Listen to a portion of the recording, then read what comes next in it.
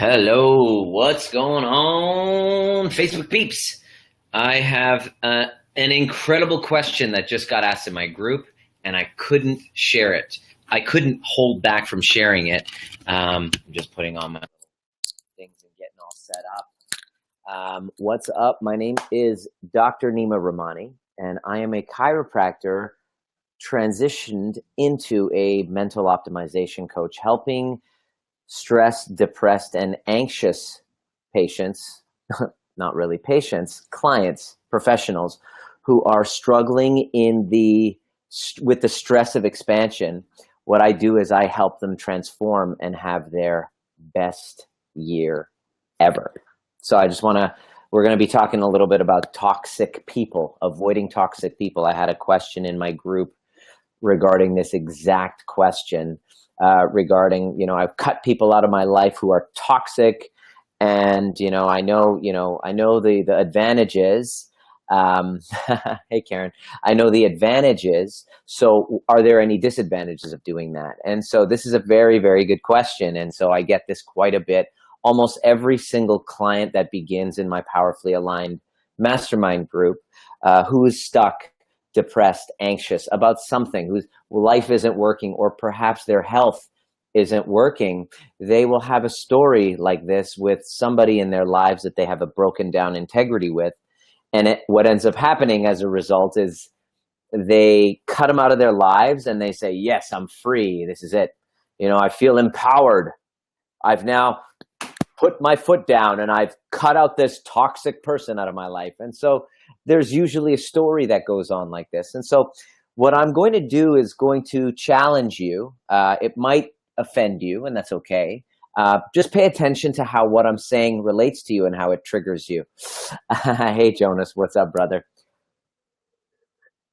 I was trying to cut out toxic people out of my life, Jonas, so you were on top of the list. So I want you to think of somebody that you feel or you could easily label a toxic person. Just think about it for a moment. So in a moment, just think about it. Just kind of like have a picture of their mind. Maybe even think about the conflict that you had last with them. And let's start there. The word toxic people, please understand any complaint that you have, anything that you have as a resentment or a resistance or a label that you're throwing at somebody else, and you are avoiding because of resentment, what you're doing then in essence is you're giving another person a power to own space in your mind. And so you could argue they make you upset or they make you feel a certain way, like I had in my post. They make you feel, oh, he makes me feel, when I get around him, he makes me feel a certain way. So therefore, he or she is toxic. And it's funny how human beings label other human beings who challenge them as toxic, as though everybody should be kind of pure. Everybody walking around should just not really get in your way.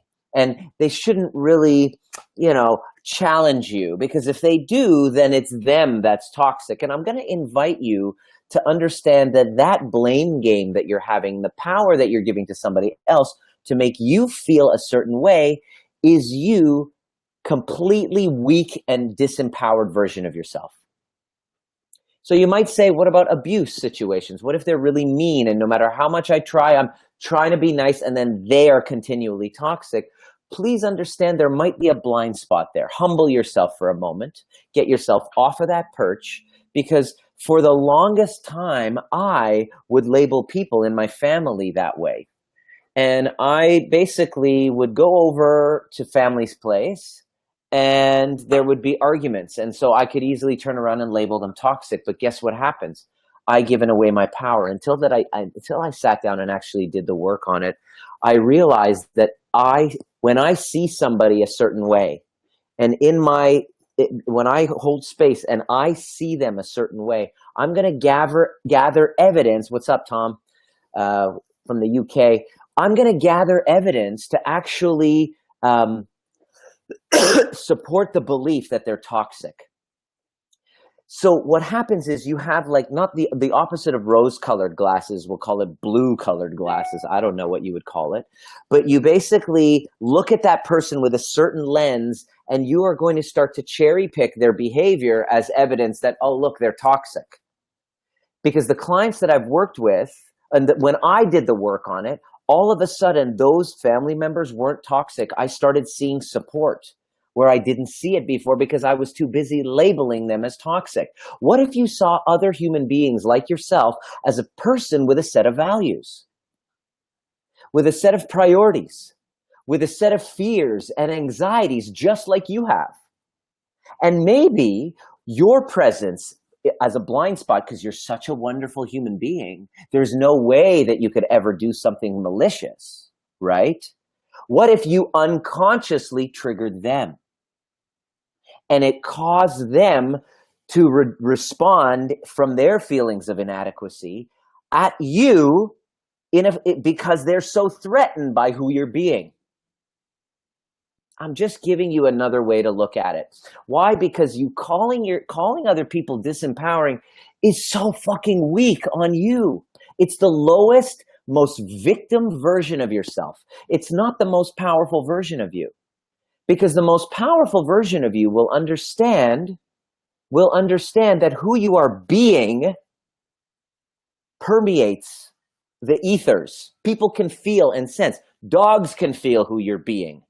Children can feel who you're being. Your being is giving off nonverbal communication.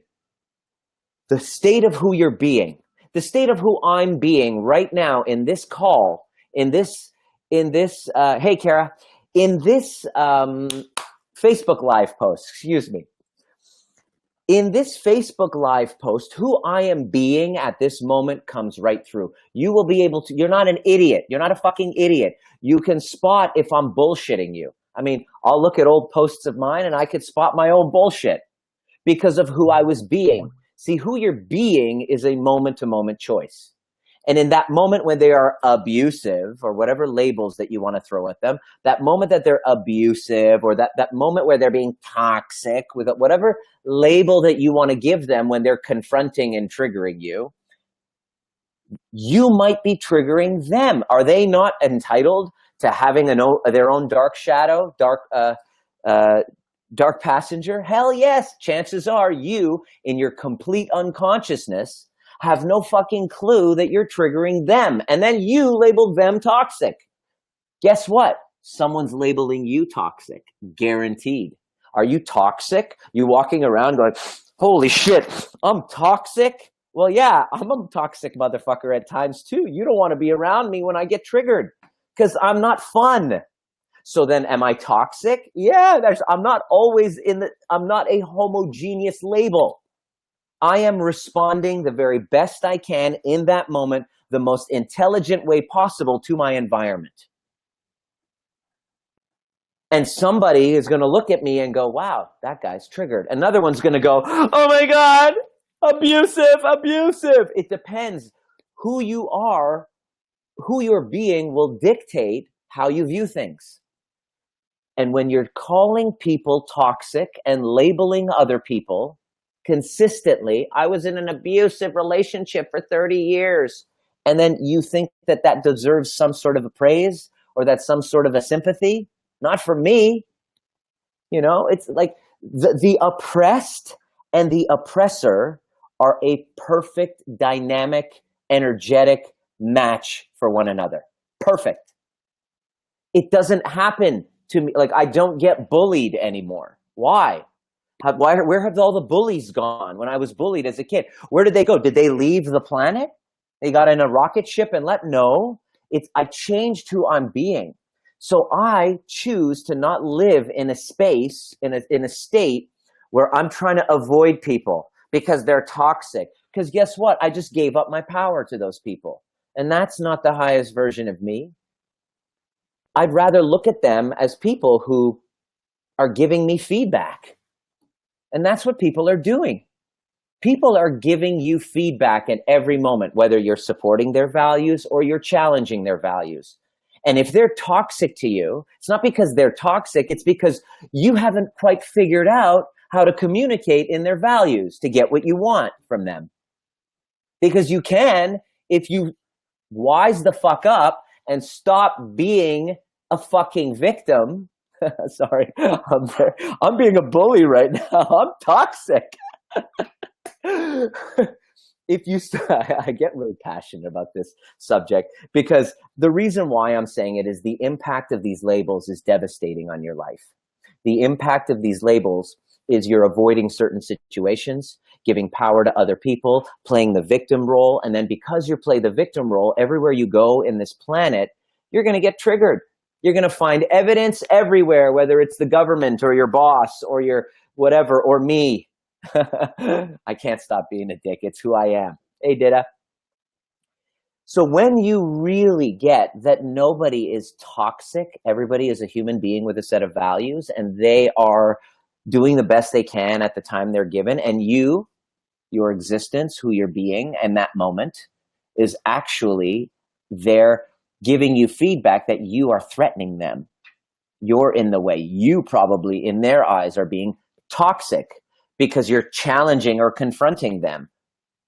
Does that mean you're toxic, or does that mean that there is a not yet awareness and understanding of how to actually merge the gap?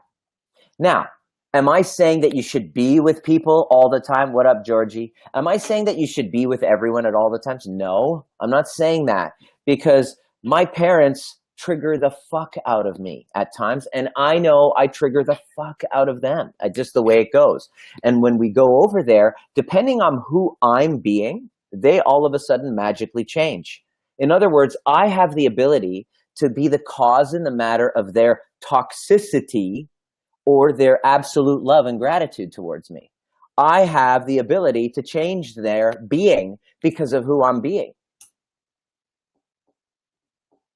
Do you think people are more toxic to me now in Dida 2.0? No, I think you're Dida 2.0. You've done great. Dida's done some amazing work, and she let go of a lot of victimhood and from the past, which is great. But now, what you're seeing now, anybody that you are seeing now as toxic, anybody that, like the friends that you have, because if you've expanded, you've now expanded to another level of who you're being. So maybe the old people, the people that were in your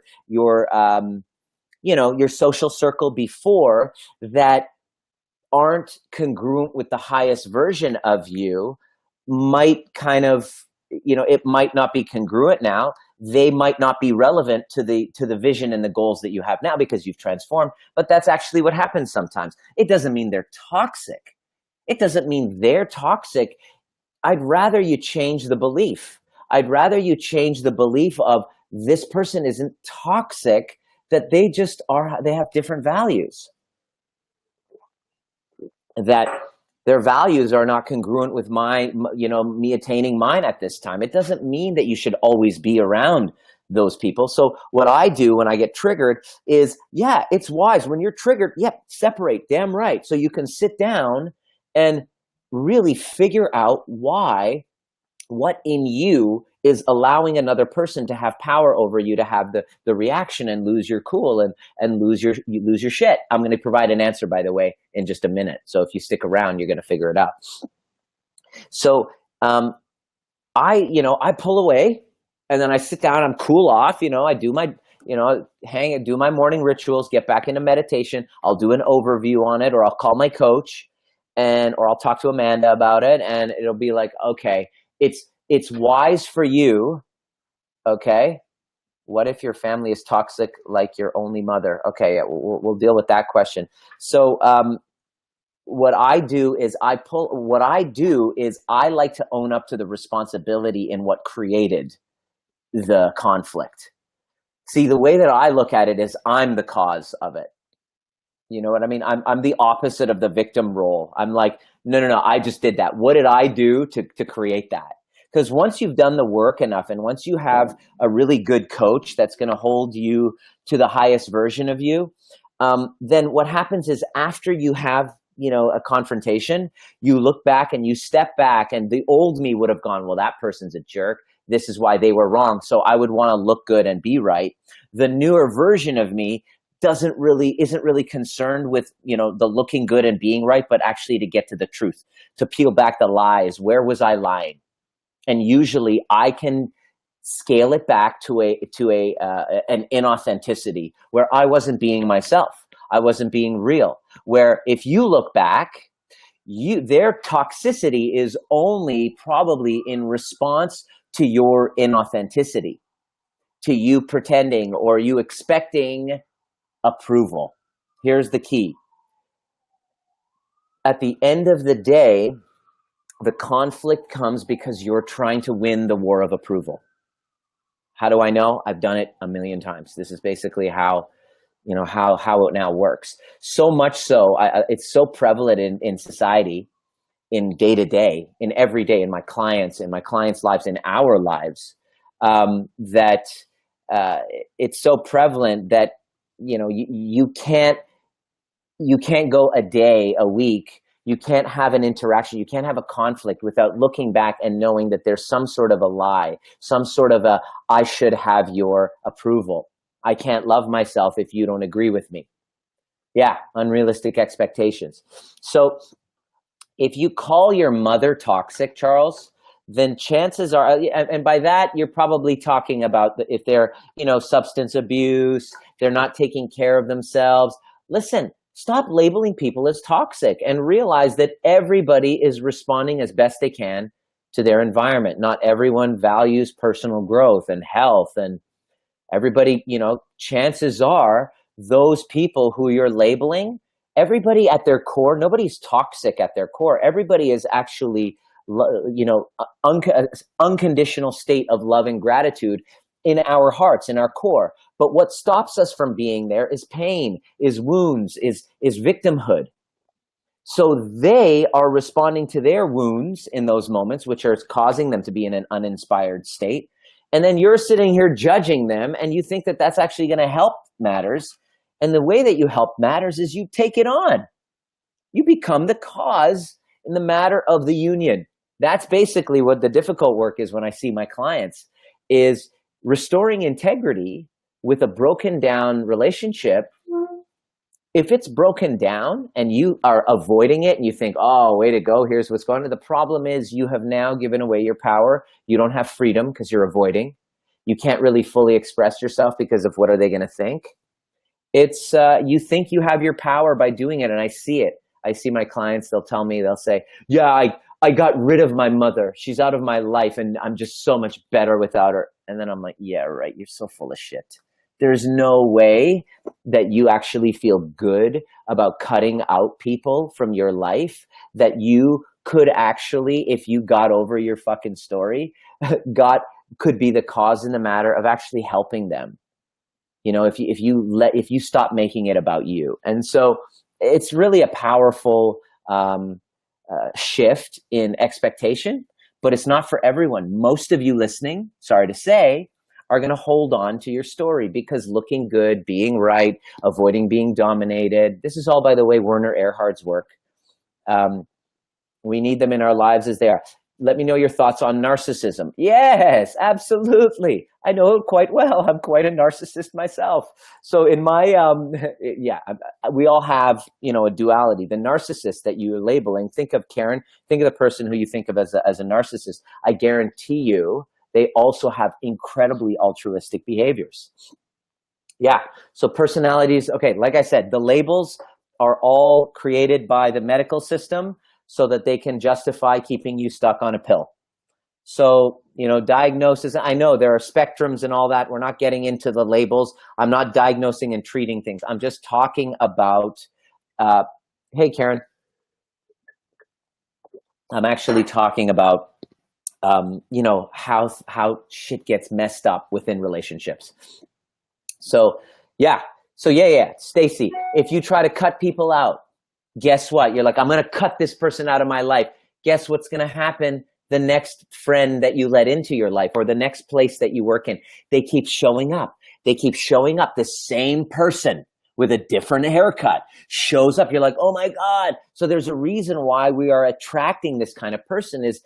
Here's why. And if we can go in deeper, this is a little bit for the more advanced a lot of you, and for my clients that are listening, this is the advanced stuff. What's happening is there's a part of you that's toxic. There's a part of you that's the addict. There's a part of you that's abusive. Not in the form that they do it maybe, but it's there and you're trying to repress it. So what happens is you're going to keep attracting people in your life who display your shadow, those dark parts of you. It's like showing it to your face. All of the ugly parts of you that you're trying to run away from, you run into when you see toxic people everywhere. And you try to cut them out, because confronting your own shadow is so fucking painful. You'd rather cut them out, but guess what happens? You go down the street and then there they are again. So the answer is love. Sounds very hokey, but the answer is absolutely you love the shit out of those toxic people by loving the shit out of the dark parts of yourself. See, I was judging the crap out of myself because of the narcissistic traits that I have. And by the way, if you find yourself constantly attracting the same narcissistic type, chances are you have a codependency and you need somebody to depend on, and to consistently, you attract that type of person because of their power, because of the power that you're lacking. So the narcissistic types, the type A's who are certain whatever, the people who are who are leaders in this world, who have the inflated view of themselves, they have a strong, unwavering belief in themselves, which obviously can go past in a spectrum, but it's required in certain leadership types that they have to have this unwavering belief in themselves. They tend to attract people in their lives that are looking for, because they are lacking their own drive, their own vision. They are, piggybacking off of someone else. So it's a perfect dynamic, energetic match for that person. So you're the common denominator in it. So it's wise for you to look at what you're gaining out of it if you want to gain transcendence over it. So it's by changing the story. It's by changing the belief, changing your perceptions, that you're going to actually have freedom. So here's the advanced people. The advanced people. When you're looking at the people that you really are despising because they're so freaking toxic, look carefully. You're looking at your shadow. So if you see them as selfish or narcissistic and you say, oh, I'm totally not, look again.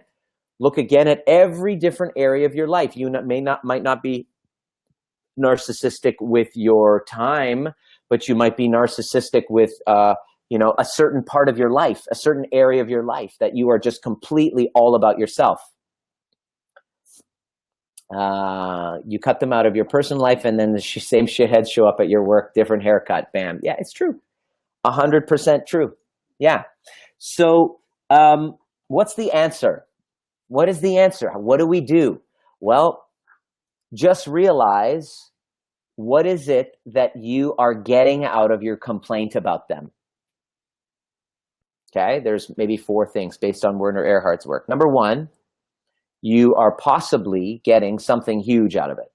First and foremost, get a coach to help you resolve these old triggers. This is causing because if you don't actually resolve this, it's actually causing massive anxiety in your life. Huge, because you pretend that it's all, excellent because you've cut them out, but now you're avoiding. It's taking its toll on you. And when you're trying to shift and excel and step up into your life, you have these rocks of resentment in your backpack. That resentment is killing you. So I created a webinar actually of how to clear all of these issues. I'm going to actually show it to you. Can I show it here? No, it's not here. Yeah, actually, I'm going to show it to you. So check it out. It's bepowerfullyaligned.com/webinar. There's a webinar that I have that's just coming right up. Check it out. Watch it carefully. Watch it carefully and see how you would be able to transform that anxiety. See what it's going to take. But here's what you're going to do. Here's how you're going to actually transform it. You look and see, what is it that they are triggering you within you. Whatever they're saying, whatever story you have, what are you making it mean? chances are you're labeling them toxic because they're triggering feelings of, I'm not good enough, I'm a bad person, I'm not worthy of love. And that's for you to clear, because if you truly felt that way, that you were worthy of love, you're in a state, and who you are being actually impacts them. Because when you're in a really powerful state, nobody has the ability to be toxic towards you, because who they're being doesn't have a chance of changing who you're being. If you are finding that who they're being is very, very, very, very challenging, and you're triggered, then it's wise to understand that you are out of power. Because the most powerful version of you doesn't avoid, and then looks and sees, based on their values, based on what their fears are, how am I triggering them? And how can I go back and really share with them what my story was, what my inauthentic story was about them? It's really powerful. It's amazing when you take ownership and responsibility, and just by calling yourself out on it, you instantly get your power back, and you sit down and you just pay attention to the triggers. Pay attention to what it's bringing up for you, what that resentment is, what you're making it mean, and then challenge all the assumptions. Question it. Ask, is it true? The Byron Katie, is it really true? So what I learned, it was so powerful, was when I would say something and my parents would get triggered, and then I would perceive a lack of support, that's on me to really allow them. I decided I was going to allow them to have whatever trigger that they wanted, and that wasn't going to change the fact that I love them and that I still love myself, and I'm still 100% behind the decisions that I make in my life. That changed everything. All of a sudden, I was able to be the cause and the matter of their transformation. So it's well within your grasp. It is well within your possibility. So what I wanted to do, be powerful.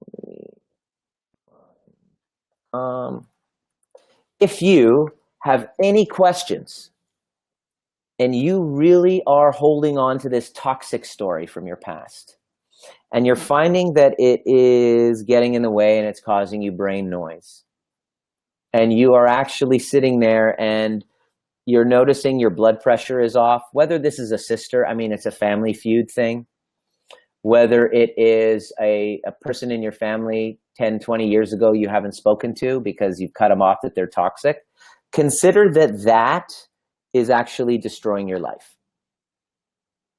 That's contributing to the demise of your life, because any breakdown in kind of integrity, other aspects of life just simply can't work. So consider that what's on the other side of fixing that is your life, is actually a reconnection to whatever powerlessness that you're feeling, whatever stuck feeling that you're feeling, whatever anxiety that you're feeling right now, whatever this feeling of purposelessness, I just don't know what I want to do.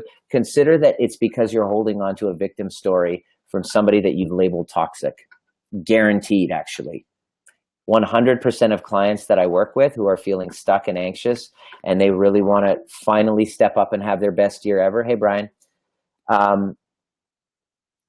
100% of them have a broken down relationship, and usually somebody close to them. And so I know what that's like. I've been there. I've done the work on it, and I know the freedom on the other side of actually getting yourself to a place where there's no place on the earth that you would go to and you would be afraid of walking into because you were trying to hide from them or you didn't want to bump into people. You're just basically, your world is getting smaller and anxiety is taking over your life. That's what happened to me. And so when I actually did the work on it, and I found the right guide, I found the right mentor, I hired a coach who held me accountable, who wasn't going to sit there and listen to my little pity party story like a counselor often will. Their business model is set up in such a way that, you know, if you keep your little victim story to your toxic mother, 2, 3, 4, 5 years, they still have a client. I'm not interested in that. I'm interested in helping people who are actually owning up to their problems and wanting to be the cause in the matter of its transformation. Those are the badasses that deserve transformation in their lives. The ones that stay stuck in their story and go day to day, week to week, month to month to their counselors and play victim are not creating. They're creatures, not creators. They're trying to win the war of approval. And I'm here to help people change that story. Are there any questions? Was this useful? Does this make sense? I just want to acknowledge you for the work you've done. And you're a classic shining example of somebody who overcame her story, reconnected, restored integrity, and then, well, how was it? Why don't you share, Dita, how amazing your life has turned around since you've done this very difficult work, and you took that scary step and did the work. I mean, life has completely transformed for you, and it's been amazing watching. And that's one of the funnest parts of my job. And it's why I do what I do, because I know what it's like to live isolated, and I know what it's like to get reconnected. And the story of victimhood the people that you keep cutting out, your world is getting smaller, and you're playing the victim, and you are refusing to take responsibility. I love you, Dita. You're refusing to take responsibility, and you can go ahead and keep doing that, but the impact is devastating on your health, devastating on your adrenals, devastating on your hormones, devastating on your digestion, devastating on your reproductive system, devastating on your heart, your lungs, your life, your relationships. At the end of the day, my life is about my relationships, and any broken down relationships in my life are actually messing up with all areas of my life. So it's wise for me to start waking up, get conscious, and realize the importance of actually taking steps and restoring where I've been broken down before, and getting past the excuses, getting past the fears. By the way, we're in Vancouver. We have a few spots left. It is selling out fast, the overview experience. If you actually want to experience how to transform over an entire weekend and learn the tools, merge from 100 different personal development teachers and methodologies that I have been studying and mastering and learning over the years, that I've left chiropractic, my day-to-day chiropractic practice, in order to really delve into and expand. I love teaching it, and it is a fun experience. We have Persian food on the Sunday for lunch, just a surprise thing. Yeah, it's going to be awesome. Send me a private message. Let's get into a conversation. Tell me who you're thinking is toxic, and I promise you, within a short period of time, you can restore that relationship, and then amazing things will open up in your life when you let go of your bullshit stories and stop playing the fucking victim and actually being the cause in the matter of transformation, not only just for yourself, but a rising tide lifts all boats, and everybody in your vicinity is going to notice and see how different you've become. How do I know? I've gone through the process, and I'm taking about 40 people through it right now. And over the weekend, I'm taking another 25 people through it. So why don't you be one of them and come and see what it's like? It is probably one of the most inspiring things that I've ever had the beauty of, had the bounty of being able to witness. And now I get to create that in a workshop format, and it's so much fun. So are there any questions? Has this been useful for you? Please tag somebody and hit the share button, hit the like button, and let people know who really need to hear this.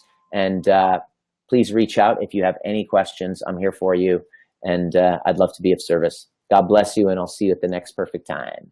Oh, by the way, join the Art of Powerful Alignment group to continue the conversation.